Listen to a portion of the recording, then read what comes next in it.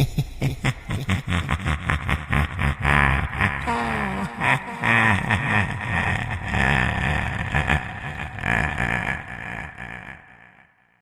ब्रूजा चुड़ैल।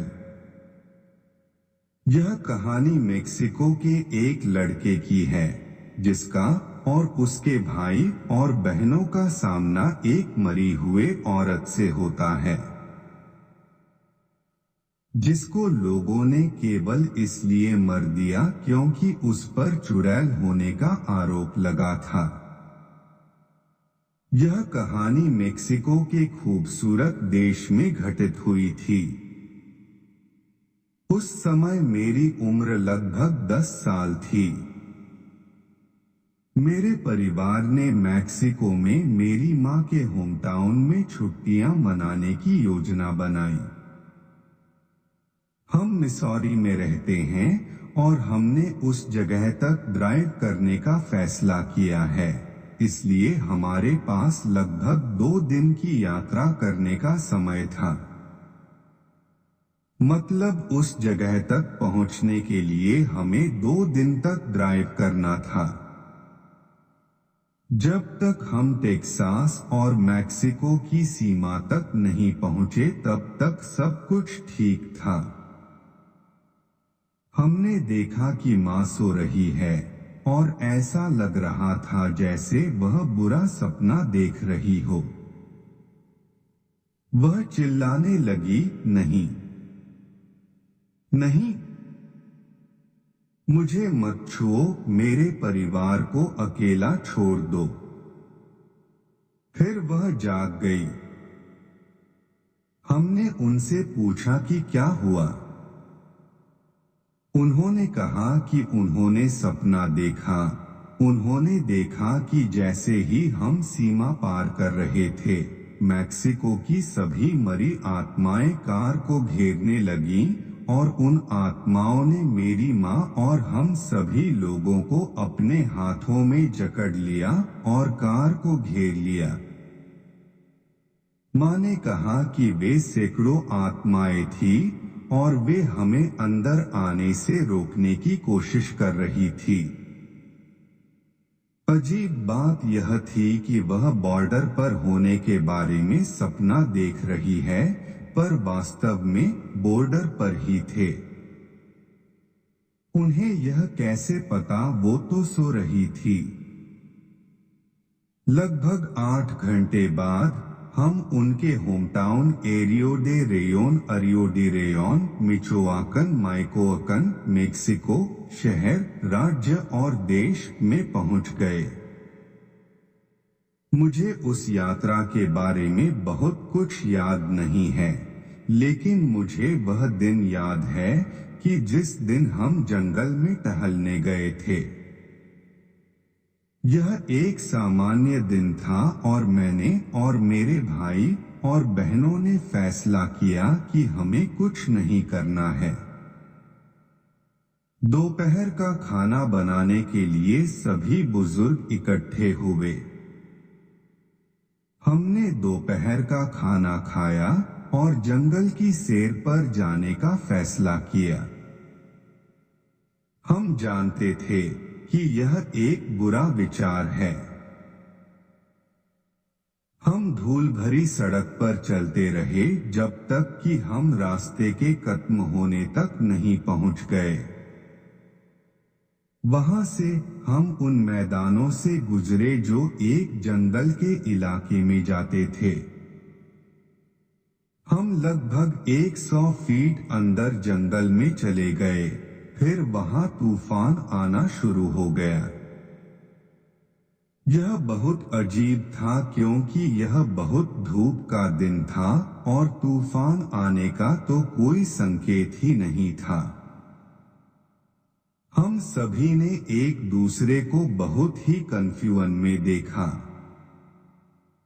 पर तभी अचानक हमने एक महिला को रोते हुए सुना। वह बहुत बुरी तरीके से रो रही थी और उसने एक चीख के साथ अपना रोना बंद कर दिया। मैं बहुत डर गया था। हम हम सब वहीं जमे रहे और हमने एक शब्द भी नहीं बोला। रोने की आवाज बढ़ रही थी जैसे जैसे वह औरत करीब आ रही थी। हम वहीं खड़े होकर इसका इंतजार कर रहे थे कि अब क्या होगा। अचानक मेरी बहन ने बहुत भयानक चीख निकाली। हम सभी ने लोगों ने उसकी ओर देखा और वो पेड़ों की ओर देख रही थी। हम सभी ने भी देखा कि वो क्या देख रही थी। मैं उस चीख को कभी नहीं भूलूंगा और उस दिन पेड़ों में मैंने जो देखा उसे भी कभी नहीं भूलूंगा। एक महिला को एक पेड़ पर लगभग 40 फीट ऊपर क्रूसिफाइड किया गया था।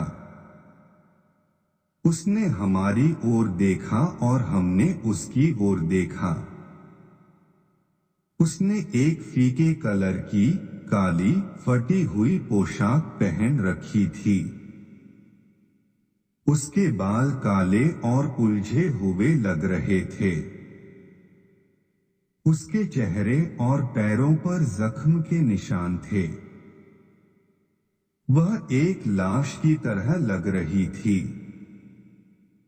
कुछ सेकंड्स चिल्लाने और रोने के बाद हमने जंगल से बाहर निकलना शुरू किया। हमने पीछे मुड़कर देखा और वह औरत वहां नहीं थी, लेकिन हम भागते रहे।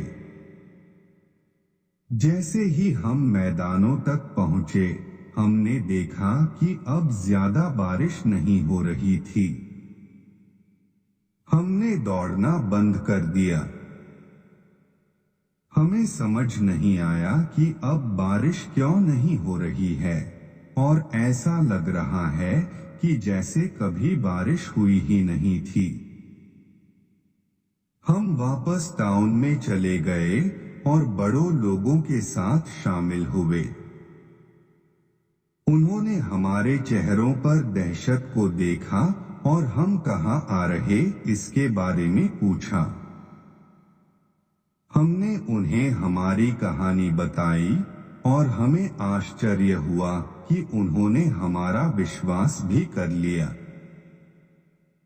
हम कहानी सुनाते हुए रोए और फिर बड़ों का स्पष्टीकरण सुनने के लिए बैठ गए। उन्होंने बताया कि लगभग 100 साल पहले एक महिला थी जिस पर ब्रजेरिया यानी कि एक चुड़ैल होने का आरोप लगाया गया था। उसकी हत्या कस्बे वासियों ने की थी।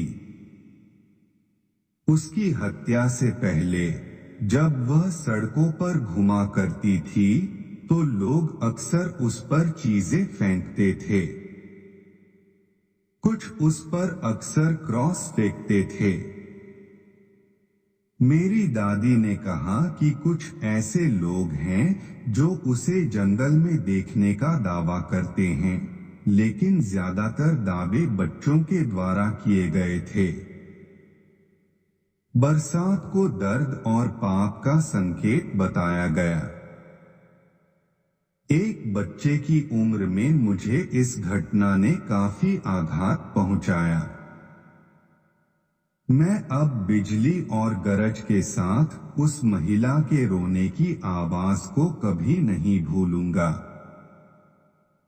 मैं स्कूल के अन्य बच्चों से इस बारे में बात नहीं कर सकता था क्योंकि कोई भी मुझ पर विश्वास नहीं करता। मैंने एक बार यह घटना अपनी सबसे अच्छी दोस्त को बताई, लेकिन उसने हंसते हुए कहा कि मैंने उसे दिया।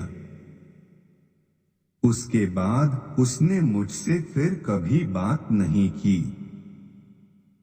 आगे से फिर मैंने कभी भी स्कूल में बच्चों को अपनी कोई कहानी नहीं बताई।